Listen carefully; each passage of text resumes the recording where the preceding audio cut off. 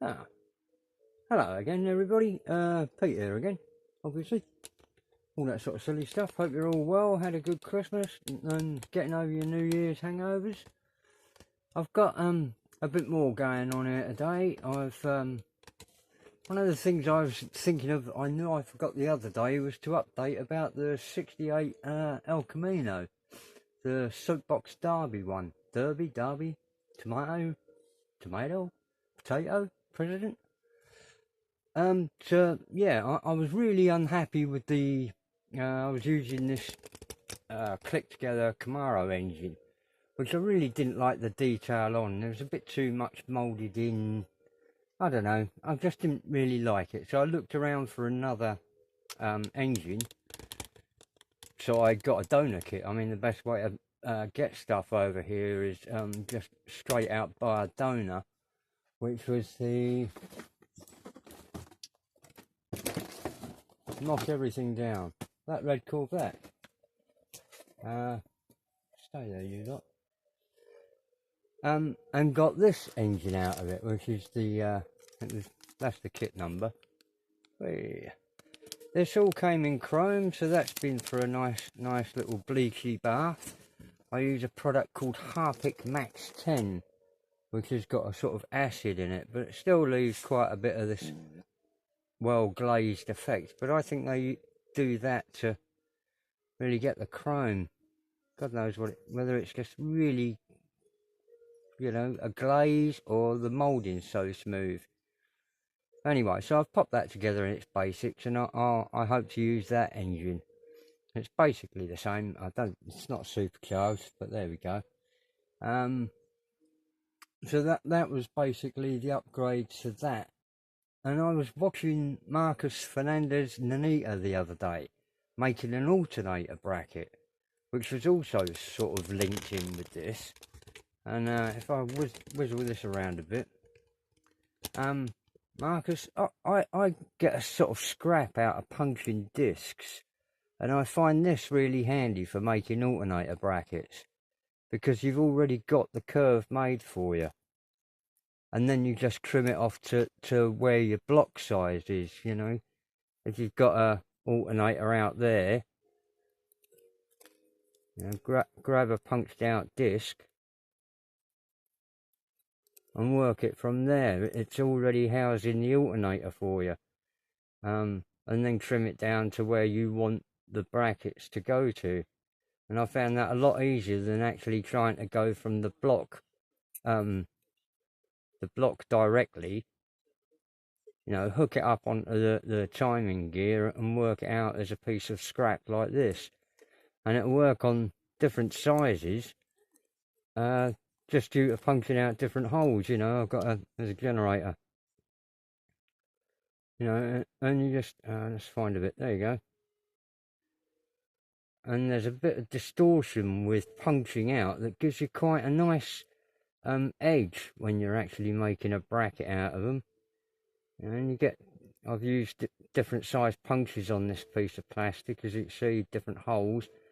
But you know, anything with a curvature will bracket away, and it's making this curve fit your part that I find awkward. Getting to where you're going to mount it to is the easier bit. It's making a decent curve around your part. You know, but on alternators, you know, that's sitting there. You know, and I trim that down to where I'm mounting it. So that's Marcus Nanita. Moving right swiftly along, this evening's conversation with Trevor over at Monster Hobbies. Where's that come from? Flattered. Monster Hobbies Model Car Garage in Canada again. He's a great bloke. I really love Trevor's programs, and his sense of humour is wicked. He's a great laugh, and good bloke. Really is a good bloke. We were talking about hinges. I was saying to him, he was talking about aluminium hinges. This is a piece of, literally a strip of beer can that I've just cut down with a pair of scissors and pinched onto this whatever gauge wire this happened to be. It's lying around in a cluster, and then it's dropped into another dimension.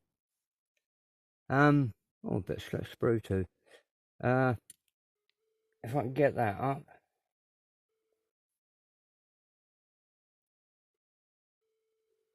Okay.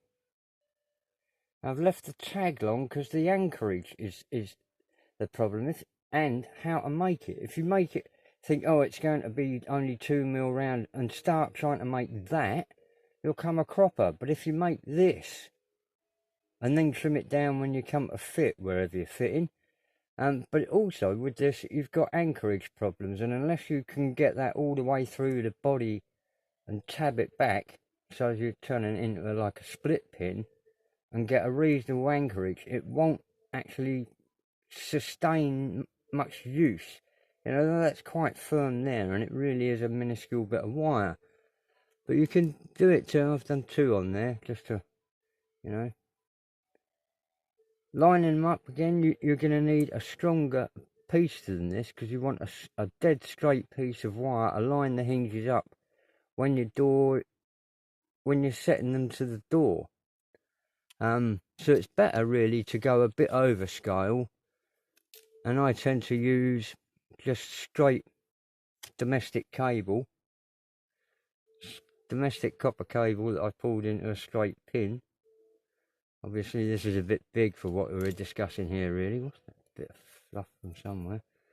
The dog managed to put a hole in the quilt the other day, and I had little feathers flying around all over the place.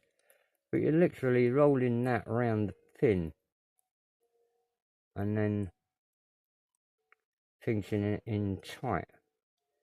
You just work your way up.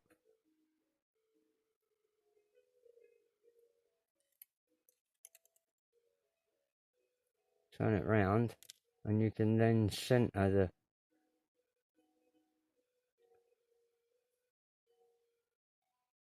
the hinge around the pin. But then when you've made it this size, you can then cut it all down to the size you want it. Make another one to go on the top of that, but just super glue that, you know, the pin into one hinge part to lock it, and then slide your other one on, so you'd have 2 up, just like a garden gate.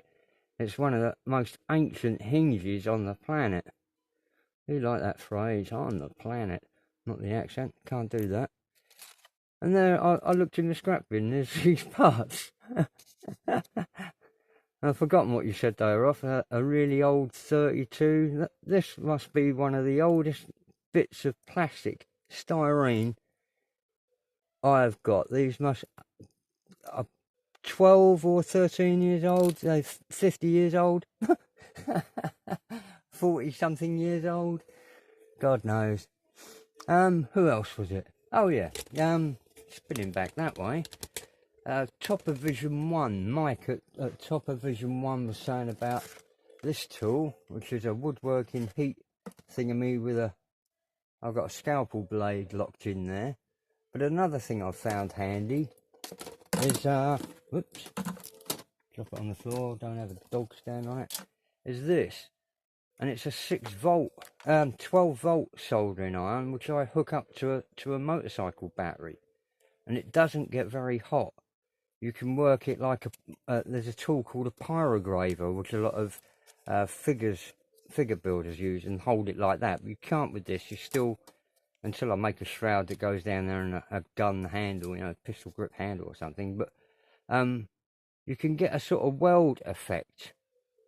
I've used this on armour, and we were saying about like a plasma cutter in effect that the blade would leave. And you can get the same effect on that with this, and you can sort of tack panels in as well. You use it actually to weld. I nearly forgot about that then, but it's another thing, another tool in your thingamy. If you come across them, just a 12 volt 20 watt soldering iron. I used to use this for soldering alternators on cars and bikes to put on electric rev counters without burning out the alternator. But there's still a tool in your box, and these wood cutting tools, mine was $9.99 from a local supermarket, so not a great expense. And there again, whizzing back that way a bit, you can see I've carved up that Shelby to get the panels that I want for the outer body and hood. So I've got, let's see if I can just zoom that in a little bit. The sides of the Shelby are now going to be blended into the sides of my car in a taper from the inside of the inner front fender there to the outside of that, the rear fender, up and over, and then blend back into the body down through here. Now that you're going to think, well, how are you going to, you know, it's all going to have to make this body part bigger, and it will still drop onto the lower fenders and running boards. I'm going to lose some of the texture to nestle it all down better, but as you can see, there's still a long way to go. These bulges around there a bit, there's a bulge there which is a part that I've taken from an aircraft model, the Gota glider I was building a while ago. I'll whip this apart and I'll use that to blend in the front of that curve. Can you see what I'm saying? And over, take that down towards the front, where that will round nose under the Plymouth hood. Whizzing round that side, I've carved apart the chassis. This was a terrible moulding, and I've done a lot of sanding on it just to get the just to get rid of sink marks on it. It was the worst one I've seen, and did have a go with making a mess of cutting the floor out. So I've got all that I'm cleaning up if I'm going to use it. And this is the block and gearbox from the Shelby. So I think proportionately, all I've got, I have got to move things about a bit you know, but it'll still make it a rather interesting combination. Sorry, this is running on a bit. So I'll wind it up there for tonight. It's 1 o'clock in the morning now anyway, and I want to sit down, have a cup of tea and stuff. Hope you're all well. Hope you're all doing whatever you're doing successfully. And I'll say good night. Cheerio from jolly old England. Bye.